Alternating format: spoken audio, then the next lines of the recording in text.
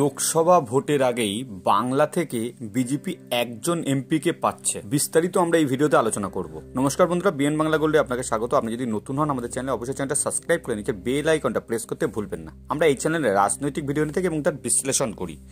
রাজ্যসভার নির্বাচনে বঙ্গ বিজেপির একজন প্রার্থীর জন্য 4 জনের নাম বাছাই করেছে।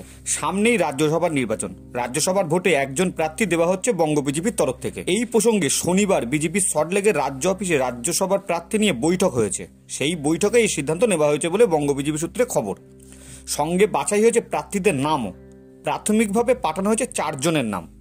সেই নাম পাঠানো হয়েছে দিল্লিতে। সেখান থেকে কেন্দ্রীয় নেতৃত্ব চূড়ান্ত সিলমোহর দেবে। তবে কোন নাম ঠিক হয়েছে সেই বিষয়ে সবাই মুখে কুলু পেটেছে বিজেপি নেতারা। বিধানসভার বিরোধী দলনেতা শুভেন্দু অধিকারী বলেছেন, নাম সংবাদ মাধ্যমে জানানোর জন্য নয়। নিয়ম হচ্ছে আমরা নাম বাছাই করেছি, দিল্লিতে সেটা পাঠিয়ে দিয়েছি, দিল্লি ঠিক করবে কে রাজ্যসভার ভোটে দাঁড়াবে। এদিকে রাজ্যসভার নোটিফিকেশন আগামী 8 তারিখ প্রকাশিত হবে বলে খবর পাওয়া যাচ্ছে। 7 তারিখের মধ্যে নাম চূড়ান্ত।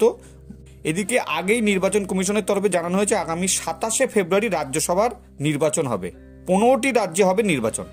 56টি আসনের জন্য চলবে ভোট। সকাল 9টা থেকে বিকেল 4টে পর্যন্ত গোটা নির্বাচনী প্রক্রিয়া চলবে।